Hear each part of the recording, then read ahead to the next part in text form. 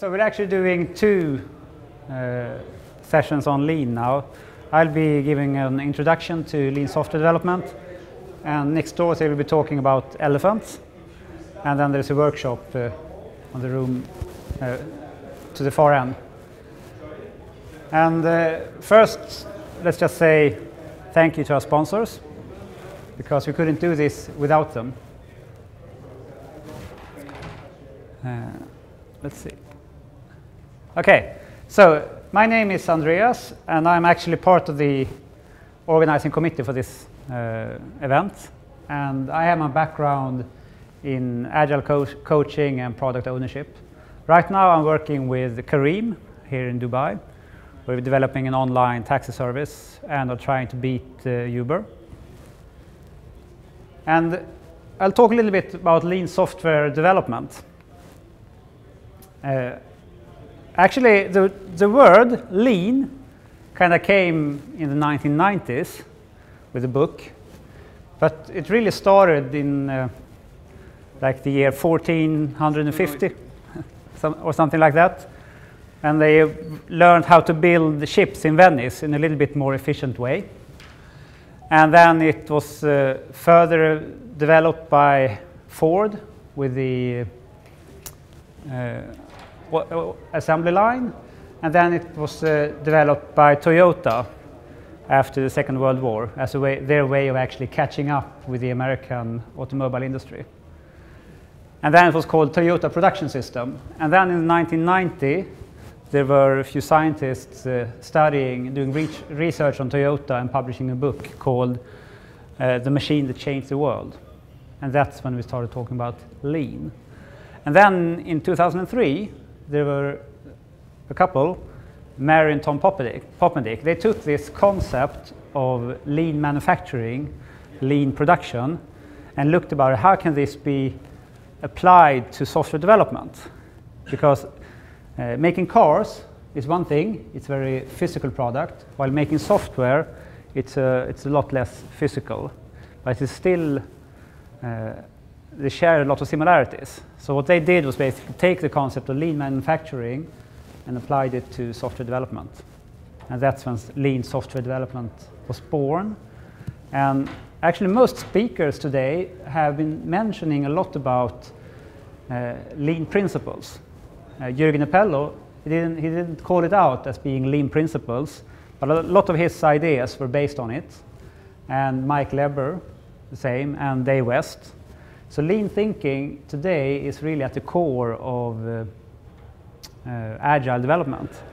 You can see the difference as if you're talking specifically only about agile, you very often look upon one project and trying to make that project as efficient as possible.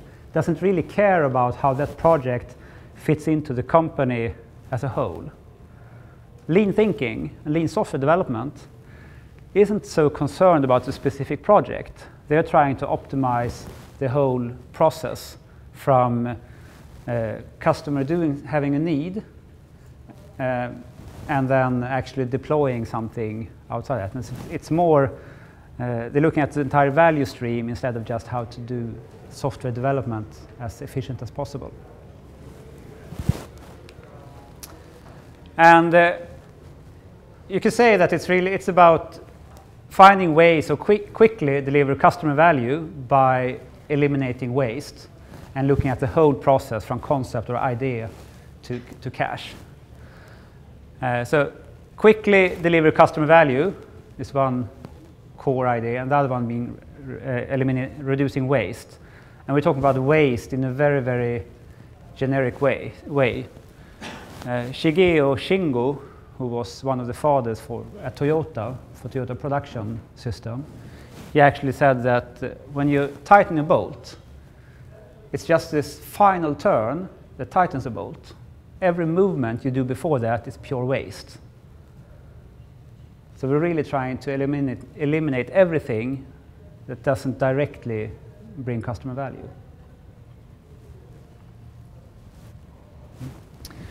And if you Google lean thinking, you often end up with these kind of houses where we have the goal, long-term value, and it's a very people-centric idea where we talk about managing the process. We know that people are inherently good, and we try to manage the process to make them deliver. And we try to reduce waste, and looking at the value stream so we can increase flow. Flow is actually linking activities together. We're not trying to optimize a single activity. We're trying to optimize the whole flow, the chain of activities. And we know that we start where we are, and then we try to make it a little bit better every day. So it doesn't really care. We don't care if you're good or bad when you start. We're just trying to make sure that every day becomes a little bit better than yesterday. And if we do that, then eventually we'll end up on a very, very good place over here. So that's continuous improvement, a continuous stream of small incremental improvements. And it's also based a lot on the system thinking, where we know that an organization is a very complex system. There's so many people acting together, and the technology is so complex, so we can't really foretell what will happen if we change one thing. So we can't really optimize for just software development or for just marketing or for just innovation.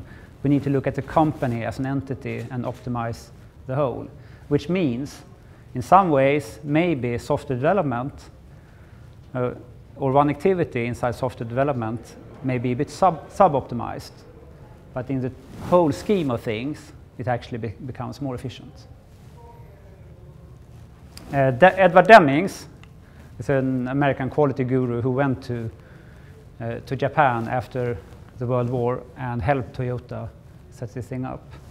He once said that a bad system will beat a good person every time. And that's kind of like a core idea, that it's about the system and the large system. We're trying to optimize that. And if you get the system wrong, then we will fail. It doesn't really matter if we have the best people in the world, because the system is usually stronger than individuals. So we need to manage the system. And Mary and Tom Poppendick, they basically identified 7 principles of lean software development. Eliminate waste, where you have 3 types of waste in a company. You have the regular waste, which is uselessness, things that doesn't directly add value, like all the times you turn the boat before it actually tightens. And then you have overburden.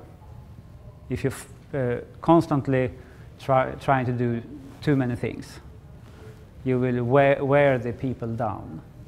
There's statistics saying that after 8 hours of work, after 10 hours of work, we all actually become, our brains become just as efficient as if we've been drinking a lot of alcohol, because we can't function more than 8-9 hours a day.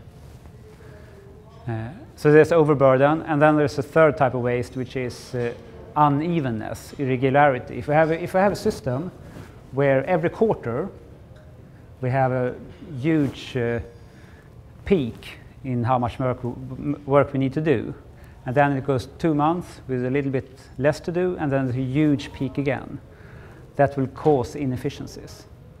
So we have the regular uselessness, and then we have unevenness, and we have overburden. And when we talk about lean, there's usually a lot of Japanese words. Sorry? So you have a definition of waste. Do you, in the same way, have a definition of value? Waste is everything that doesn't add value. Yeah, as perceived by the customer. So customer value. Yeah, customer value. It's customer focused. So one way of identifying waste in your company, if you're running an IT project, list all the activities that you do in the project and ask yourself how much is the customer willing to pay for this activity.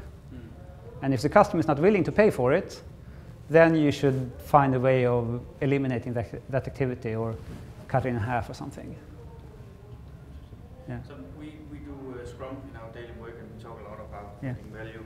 And sometimes we come up with the debate on value to the product or direct customer value, is it end user value, and so we have a lot of interesting talks about that. Yeah. And sometimes we find out that we actually can add value to the product that's not directly customer value. Yeah, but it also it can be about the time frame. That lean is a lot about the long-term value, and then maybe not the customer doesn't always see the value in it because it's in the long term. Like at Toyota when they did the Prius engine, they started before it was really a demand for that kind of motors. But they felt that this is a way that where the world has to go. We see the value in it, so we're going to deliver it because the customer will value it once it's ready.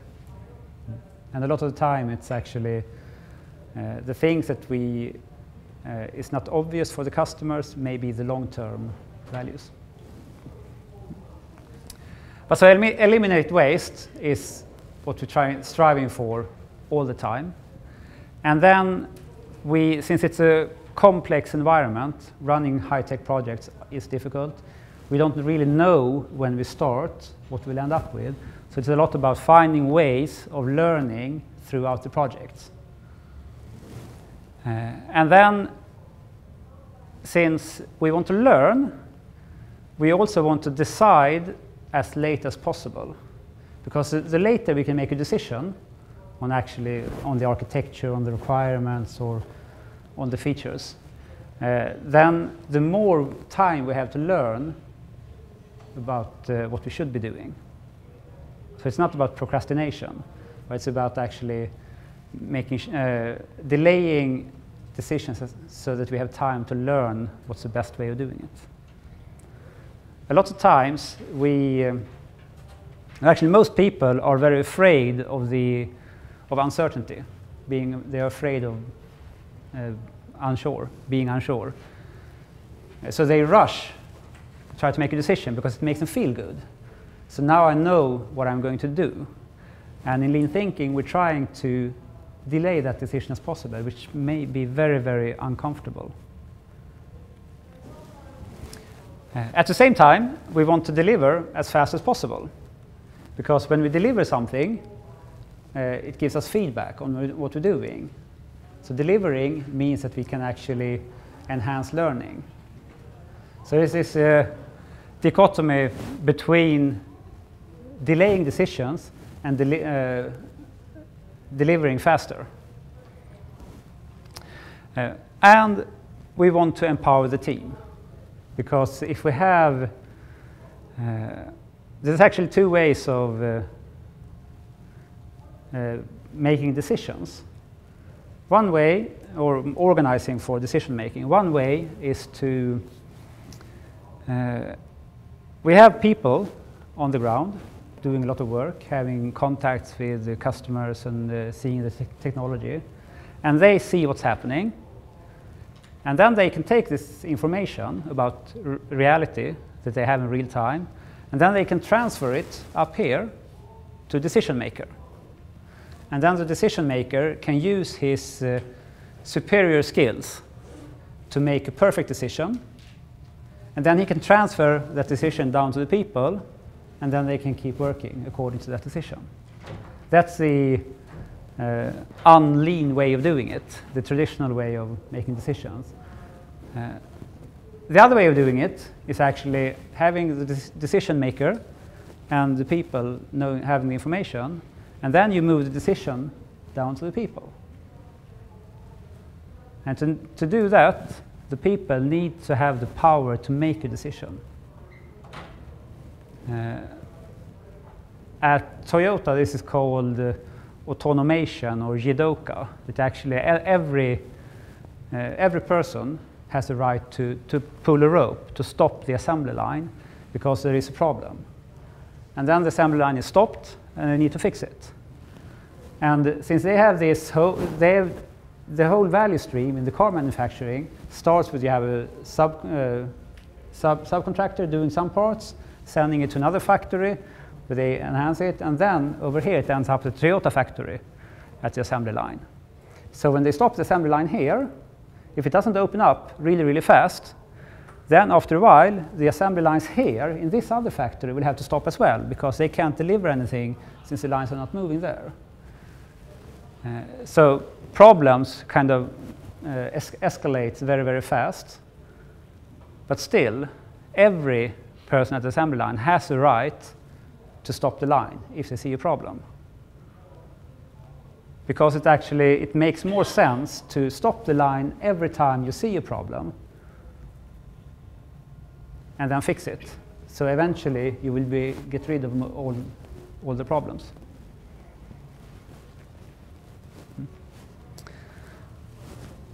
And that's also, the sixth principle, building integrity in. That we need to make sure that it's actually possible to build bug-free system. Most people say that it can't be done. But actually it can be done, but it's just very, very difficult.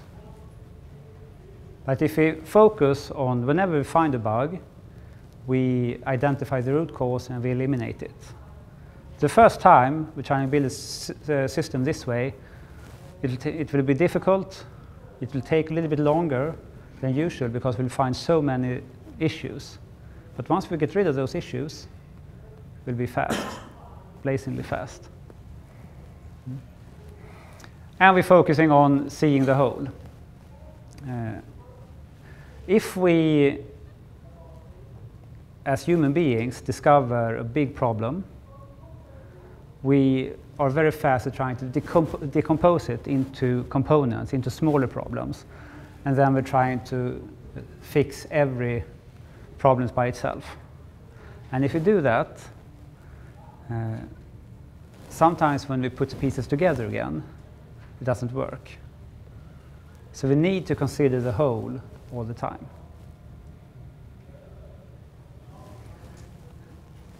Does this sound strange to you? No? Does it contradict with the Scrum methodology when breaking things to a smaller task and then assembling it? I would say that, like Tim was talking about, less. Less is a lot about lean thinking and how you make the whole work instead of just having one Scrum team doing one piece of software or running one project by itself.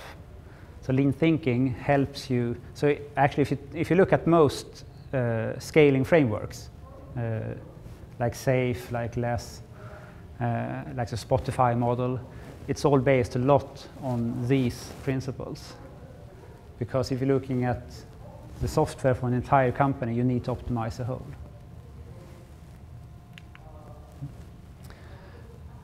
So Marathon, actually in Toyota, they identified 7 types of waste in manufacturing. And then Marathon Poppendick translated these to software development. And the biggest one, this is actually waste uselessness, things that we should stop doing completely. Producing bugs is the first one. Why should we do it? Why should we spend time producing bugs when we can find ways of doing testing and stuff that actually stops us before we produce the code almost? And then there is a statistic, I think, was it Dave who mentioned that 45–50% of the features in a software, in an application, is never used. Why should we do that? Why should we spend time building features no one's using? And in the car industry, we're talking about producing cars that's not being sold, the total production. In software development, we produce features. In car manufacturing, we talk about moving around as one cost. In software development, the software is abstract, so we don't really move it, but we do handoffs. Think about it for a while. If in your companies, in your projects, how many handoffs of information are there from someone having an idea or seeing a need or realizing a need. I have this problem, I need to get it solved. That person needs to, going from there all the way over actually to deploying some software here. How many different people are involved? First, the person needs to, first there is the person who sees a problem. Then maybe he calls customer service, so they realize there is a problem. Then customer service calls the call center manager, and the call center manager files a request for a new feature, and that request goes to a manager who prioritizes it. And if it's high priority, the request goes to a project manager who plans it. And then, once it's planned, it goes to the development team. And then if it's an Agile team, yeah, it's one team. But if it's a waterfall team, it goes to the business analyst who specifies the feature. And then the business analyst hands over the specification to a developer who codes it, and the developer hands it over to a tester. And then it's done. It's not done, but it's done. So then the tester hands it over to the deployment manager who deploys it to production. And then after that, the need can be fulfilled. So how many handoffs are that? Was it 10, 15? Tom and Mary Poppendick, they found that on average, it's not really a super scientific study, but on average, if you do a handoff, 50% of the information gets lost. 50, 50. 50. So if you do 2 handoffs, you have 25%. If you do 3 handoffs, you have 12.5%. If you do 10 handoffs, there's basically no information left. Did I exaggerate when I just made up these handoffs? Or was it close to reality? No. Handoffs are a big waste. That's why you want to have feature teams, you want to have a Scrum team where everyone moves together, because then you won't have any handoffs. Another big waste is actually waiting for information or delays. Yeah. So you said, what did you say about the reason behind number 2, production? The reason behind it, I didn't specify the reason, but one reason is doing bad requirements, having no connection, don't involving people, the customers, in not getting feedback from users. And another reason is actually delays, because if we don't have, if people have to wait for information, people don't like waiting, sitting around doing nothing. So if you have to wait for information on actually what to do, then you start coming up with your own ideas. You start inventing features that you can work on while waiting for a decision.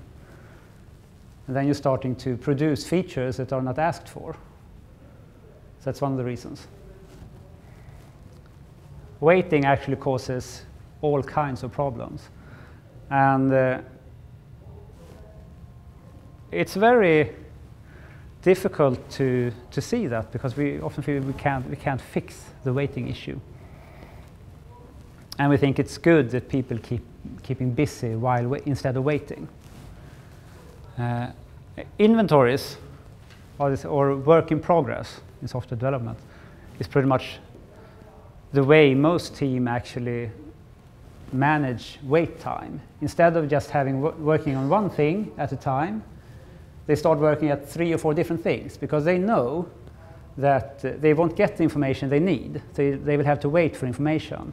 So then if they have 4 or 5 things going at once, they can do task switching. They work a little bit on this, and then when they get stuck waiting for information, they can work a little bit on this. And when they get stuck here, they can start working on this. And all of a sudden, they have 4, 5, 6 different things that are half done. And people don't see this as a problem because everyone seems to be extremely busy, and all the things seems to be of high value. What they don't realize is that having multiple things going at once is a way of hiding problem. The problem usually is that we can't deliver information, we can't make decisions fast enough for the team to act. And if they instead of actually fixing that problem, we hide it by doing multiple things at once. What we're trying to do is to fix, or what we want to do is to fix a system. Not blame the people that are working in it. Instead of trying to fix a system, we need to find a way of actually providing information and decision when they need it. And then there is this when you trying to optimize the way you work, there are usually two different ways, two things you can optimize for. You can either optimizing for delivering customer value, which is a lean thinking way, lean software development, or you can optimize for resource usage, making sure that if you pay someone to work 8 hours a day, he's working 8 hours a day. That means that when you get stuck waiting for information, you encourage people to start working on new things instead of actually saying, okay, you don't have anything, it's a problem for us, we need to fix this system because we want to optimize for customer value. We want to deliver customer value as fast as possible. We do not really care about optimizing the cost of resources used.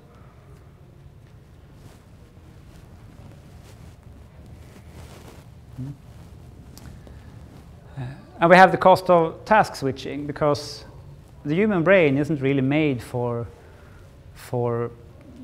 parallel processing. What we can do is do task switching. We can do it very, very fast. We're not really good at it. There is research showing that most people can walk around in a crowded room without actually bumping into each other. We see other people, so we step aside and move around them. But if we do two things at once, like talking cell phone at the same time as we walk around in this room, then we bump into other people a lot more often. Because it's too difficult for us to do two things at once. That's why it's in more and more countries it's becoming illegal to talk on the phone and drive a car at the same time. We are really, really bad at doing two things at once. So what we do is we do task switching. And there's a cost to it, that every time we switch a task, if it's an easy task, it's about, the cost is in milliseconds. But if it's a difficult task, it can actually take a day or two to kind of get into the mode of solving the new problem. So if we are doing 5 or 10 things at once, we're actually doing task switching many times a day, and we're losing time. And we have the unneeded processes, all these. In software development, we have a lot of trust in documentation. We need to produce a plan, we need to produce software requirements, we need to document all this, and then in the end, not a lot of people that actually spend time reading them. We need to figure out what things actually add value. How much is the customer willing to pay for the requirement specification? I mean, I'm sure he wants to pay for getting the right software, but does he really want us to pay for the documentation of the requirements? So those are the the 7 types of waste. And then the last 10 years, people also realize there's actually an eighth type of waste, which is the skills not used. If you have, most people have lots of different types of skills, and if you're not using it, you're wasting human resource. So what you want to do is to find a working environment that eliminates every type of waste.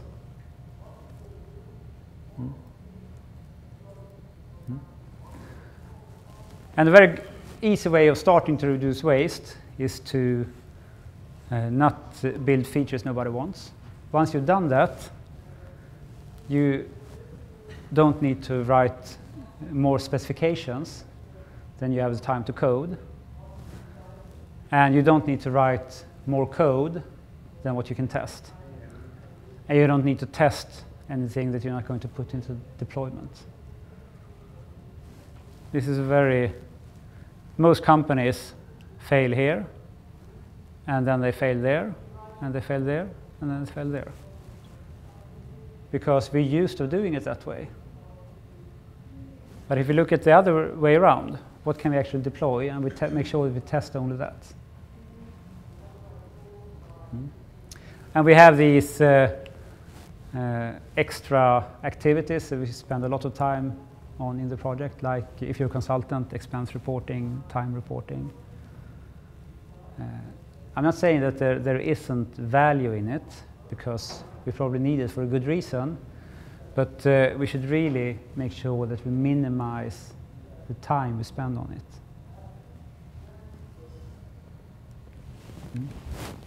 Have you heard about Kanban? Anyone? Yeah? Yeah. Kanban is a software development framework or method, but it's also a Japanese word for card or sign or something. And it's used to create a pull process, where a push process is where someone makes a decision that, next week you're going to do this, and then we just hand over those things to you and you need to start working on them. So the worker doesn't get to decide when he's ready to start something. A pull process is the other way around. We have a worker, he's busy, he finishes something, he raises his hand saying, okay, I'm available, give me something more to do. And then he gets something more to do. If you do it that way, things will be smoother and faster. And the Kanban system is a way of ensuring that. It's used in manufacturing. It's actually a sign at the end if you have a supply, at the end of the supply, you have a Kanban card saying that supply is over, you need to replenish. And then you send this card back to the step before you on the assembly line, and you get some new things to work with. It's actually making sure that it's the worker who decides when to start things given his time. And since it's about continuous improvement, there are so many things. Some people say that 80 or 90% of what we do in a company is actually waste. So what Lean teaches you is that you identify something wasteful and then you eliminate it. But once you eliminate the biggest bottleneck, something else becomes a bottleneck. And then you need to focus on getting rid of that bottleneck. And when you're done with that, something else will be. So there's actually no end to this. There's always a biggest problem to solve. And sometimes it's difficult to see the waste. And what you try to do in a lot of there are lots of different tools to do lean thinking or lean management. And one of the places where you start most often is doing a value stream map, where you kind of specify, you list up all the activities you do from A to Z in creating customer value. And then you're trying to reduce the time from activity A to activity Z. And you're trying to see how many productive hours or how much productive time do we actually spend doing each activity, and how much time is spent in between activities, idle time.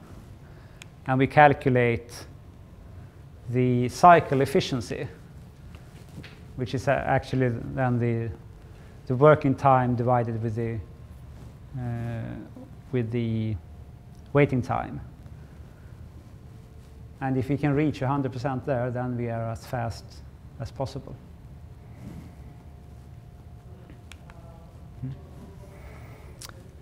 And about amplifying learning, it takes three things to learn. It takes some information or a trigger, some stimuli.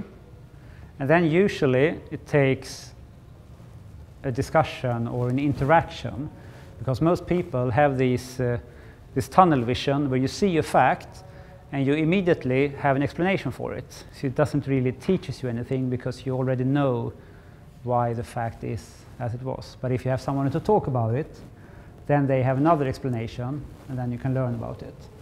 So you need the trigger, you need the interaction, and then you need to have time to actually study the fact and have the discussion. So we want to create those three things in the company. And one way of doing it is using information radiators. Have you heard that term before? No? It's ways of visualizing work, putting work on the wall, basically. I mean, if you've been to Agile project room, you have the burn down things like the burn down chart or the stickies on the wall where you move from to do to doing to done. That's examples of information radiators. We want to do this on the wall because if you take the information and put it in an Excel sheet, a Microsoft project or a database, it's usually about hiding information. It makes it accessible only for people with computers who know where to find the file. But if you put it on the wall, it's constantly available, so everyone can see it, which simplifies the interaction. And since it's so anyone can see it by just passing by, and then you can have a discussion about it. So if you pick the right fact, you get the discussion. Then all you need to do is make sure that you actually have time to talk about it. So some examples are burn down, just trend graphs of our sprint velocities, or cumulative flow diagrams are a very popular chart in Lean software. And most Agile teams are using these, but it's very easy to forget that it's not a project management tool, it's a learning tool. We need to look at the burn down chart. It looks like this. What does that really mean? Why does it look like that? We know that it's a problem, so we need to do an action to kind of get on track. That's the first thing we see. But we can't stop there. We should learn and understand what made us be in this situation. And then we talk about it, and then we get to the root cause. And then we amplify learning.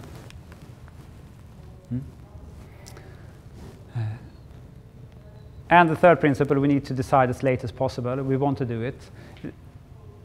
In lean thinking, we often talk about cost of delay. I think it was Dave West mentioning Don Reinertsen, which is probably one of the brainiest guys in product management. He's written a number of extremely complicated books, but his thinking is so sharp. And I think he once said that if you're running a product development project and you can only quantify one thing, then you need to quantify the cost of delay. What's the cost of not doing this? And that's how you can prioritize between different things you're doing. And so everything has a cost of delay, cost of not doing, but there's also a benefit of delay.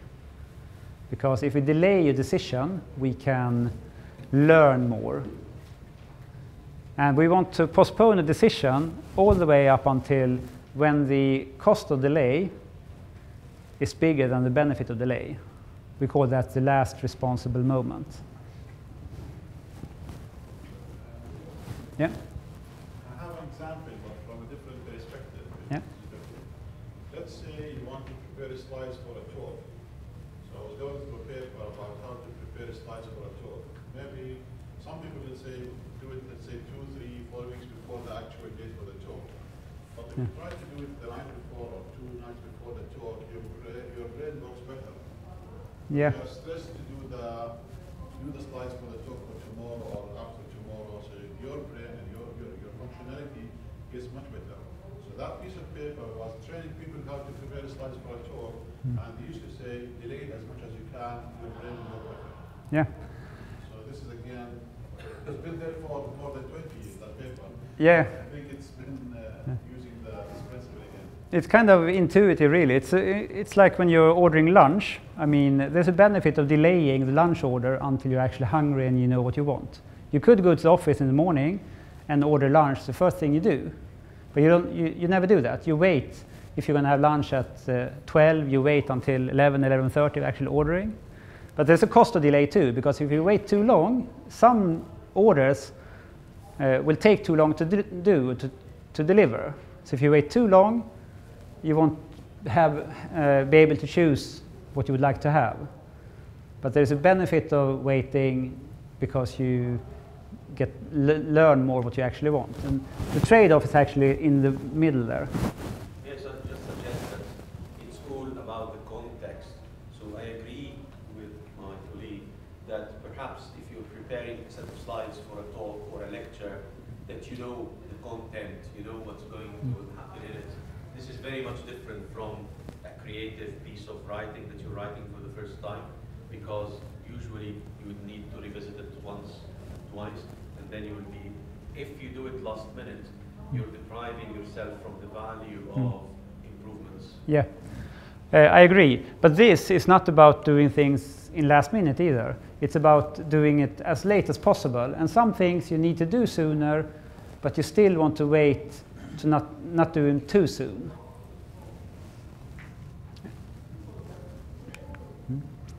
I want to deliver fast as possible. I mean, this would be where you have one person doing task switching for different activities, doing a little bit of A, B, C, D, and then going back to doing A, B, C. And you keep doing this. If you have this situation, we have so much to do and so little progress, you usually want to get more people. And then when you get more people, you have one person focusing on A, perfect, no task switching, one doing B, C, which means that here we finished all 4 things a lot sooner than one person doing task switching, simply because we are more people. What lean thinking teaches you is that, yeah, this is better than this, because basically you have more people and you have no task switching. But this is even better than the previous one, because even though you have some task switching here, switching from this activity to this activity, you actually finish something before you start something new. If you compare these two approaches, at this point in time, nothing up here is finished while this is finished. Then you can go here, still nothing finished here, then you have this finished. Here, still nothing finished, here are 3 things finished. And then you have the full 4 sets finished a little bit sooner, because here you have the cost of task switching, which you want to minimize. But this means that if you deliver faster, we can actually start selling this or start using this and getting some benefits from it sooner. There's a queuing theory in this. And I live in Abu Dhabi, so I commute to Dubai every day. This is not actually from Sheikh Zayed Road, but it's almost like that if you leave Abu Dhabi at 7:45 in the morning. And this is probably from some highways in the US. But this is what the road looks like if I leave at 6:30. So if I want to go fast, I want to have a road like this. And it's the same thing in software development. If you want to deliver things fast, we can't overburden the project, making sure that every little minute is planned. We need to have little work in progress and finish what we start before we start the next thing. So if we decrease work in progress, instead of working on 10 things at one time, work on only one thing, then we will increase our throughput. And if we increase our throughput, then we will increase our return on investment. Because we managed to do the first release sooner, which we can start getting some money back on or some value from. And then the cash flow calculation looks a lot better. So this is a consequence of optimizing for value instead of optimizing for resource usage. If we have this way, then the first release will probably be somewhere around here, or maybe down here, because it will take a lot of work before we have anything out. And then we can start making money.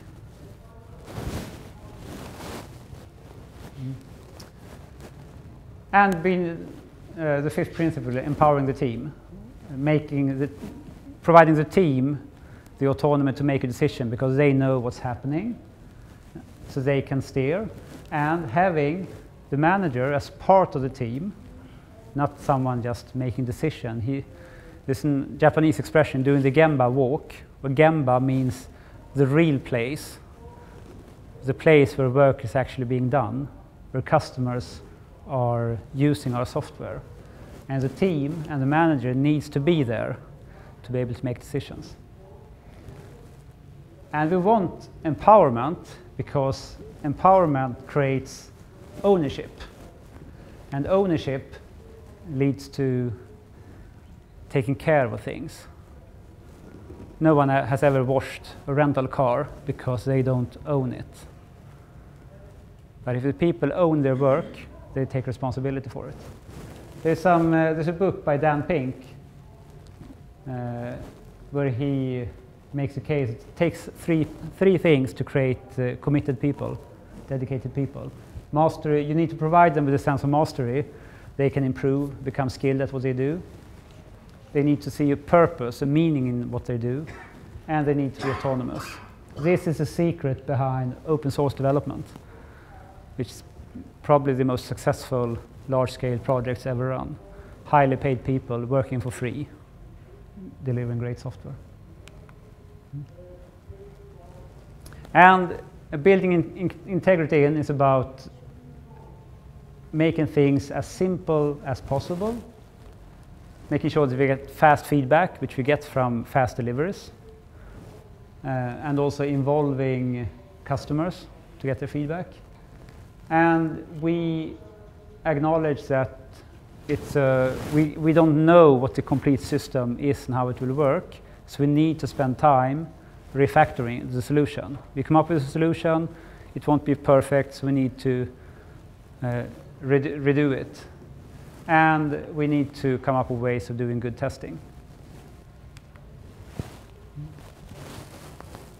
And we optimize the whole. There's a Toyota technique called the 5 whys, where if you find a problem, you realize that a machine is breaking down or you're producing a bug or something, then you should ask yourself why 5 times before finding the root cause. And if you ask yourself, the answer to the 5th why is actually the root cause. So if you fix that, you will get rid of this problem for forever. If you stop at 3 or 4 whys, you're just fixing symptoms, not the root cause.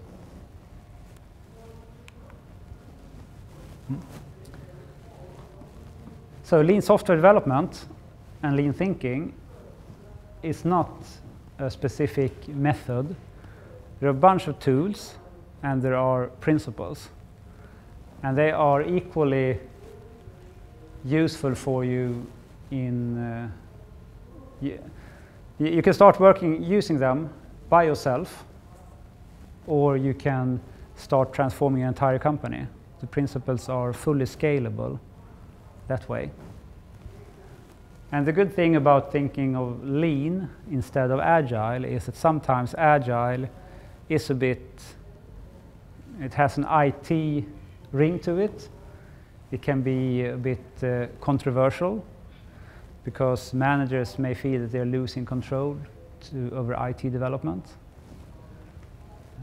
Lean thinking has no IT ring to it. And it's so established that most managers can accept it. And you can start doing on a personal level, you just go out there,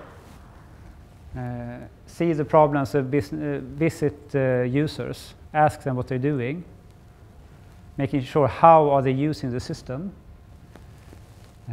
You can limit your own personal work, trying to work on one thing and one thing only. You finish that, you pick the next one.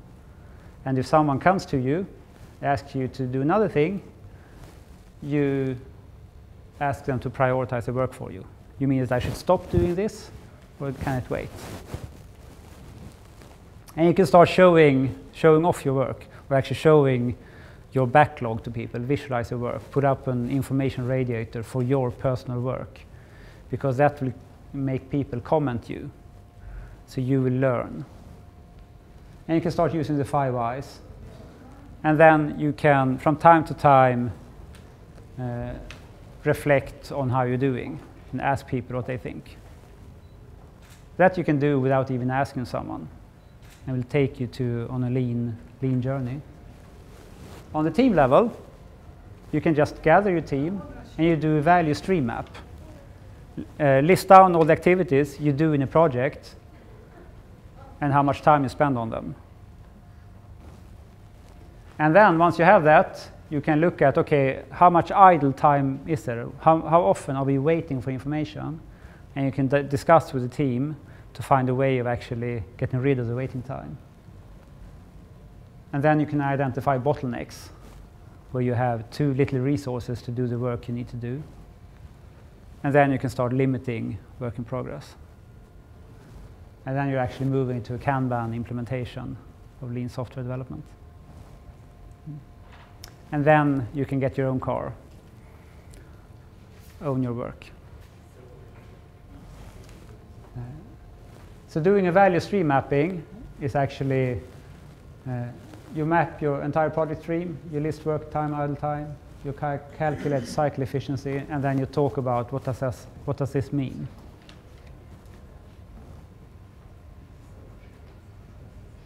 Mm-hmm. That's about lean software development. Questions?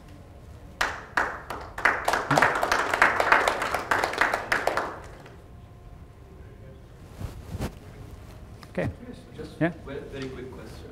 Well, I can see that, you know, in the mainstream project management, for example, when you were talking about the slides about how things can be phased to make it quicker, it's a combination of the existing theory of the queuing theory, fat, short, or slim, and what we call in project management concurrent or phased concurrent engineering. I'm sure you're aware of these terms.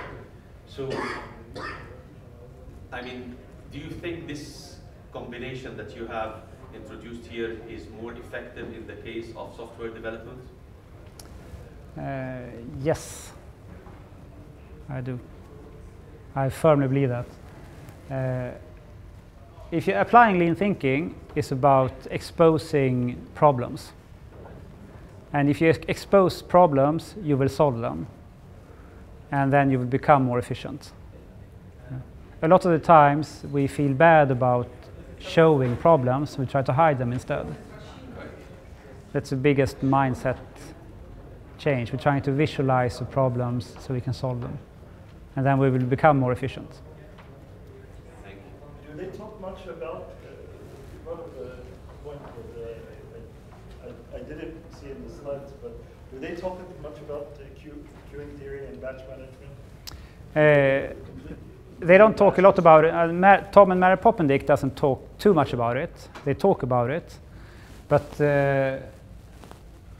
Q in theory is a big part of Lean, and you have Elia Goldratt and you have Don Reinerson talk a lot about it.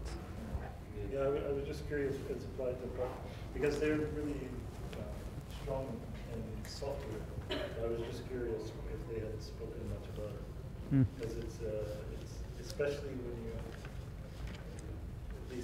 that's at scale, because without completing those small batches and pushing the queues forward, I mean, you just get a whole, everything stops basically.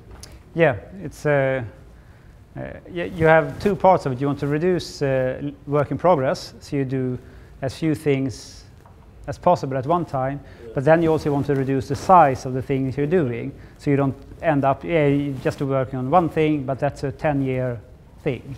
So you need to break it down, and you need to do one thing at a time. Which is another way of saying that in the mainstream project management or the traditional project management, fast tracking versus concurrent engineering and phased concurrent engineering, and these are three different things.